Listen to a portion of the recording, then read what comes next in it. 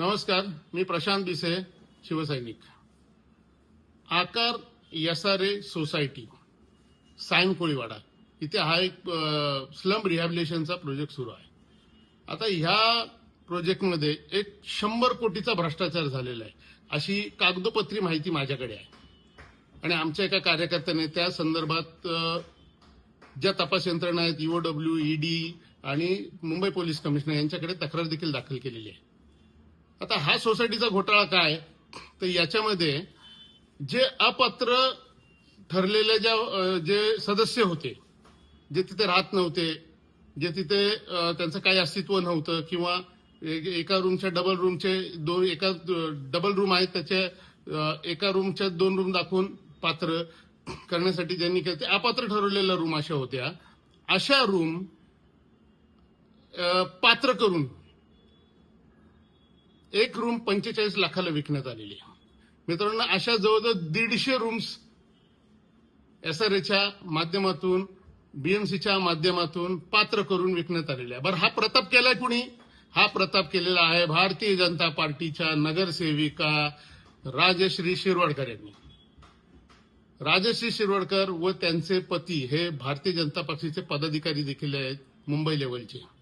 आणि त्यांच्या बरोबरची जी त्यांचे राईट हँड लेफ्ट हँड असं म्हणाल, भावेश तेलंगे, वैभव वोरा इत्यादी, आणि राजश्री शिरोडकर यांच्या बहिणी देखील यांच्या नावावर ह्या सदनिका अलॉट झालेल्या आहेत, ह्या रूम पात्र झालेल्या आहेत. अशा जवळजवळ सुरुवातीला 88 अपात्र केलेल्या झोपड्या ह्या पात्र झाल्या, त्यानंतर 88च्या 150 झाल्या. अशा प्रकारे हा जवळजवळ 100 कोटीचा घोटाळा राजेश शिरवाडकर व माजी नगरसेविका राजेश शिरवाडकर यांच्या माध्यमातून झालेला आहे. तर या संदर्भातली तक्रार आम्ही तपास यंत्रणांना दिलेलीच आहे. पण माझी महाराष्ट्राच्या कार्यक्षम समजल्या जाणाऱ्या मुख्यमंत्र्यांकडे देखील आहे. मुख्यमंत्री महोदय, तुमच्याच हाताखाली, तुमच्याच नाकाखाली हा प्रकार चालू आहे असं मी म्हणेन. मला एकच अपेक्षा आहे की मला वाटत नाही तुम्ही ही गोष्ट सहन कराल, कारण की तुम्ही संवेदना असणारा मुख्यमंत्री असं मी समजतो.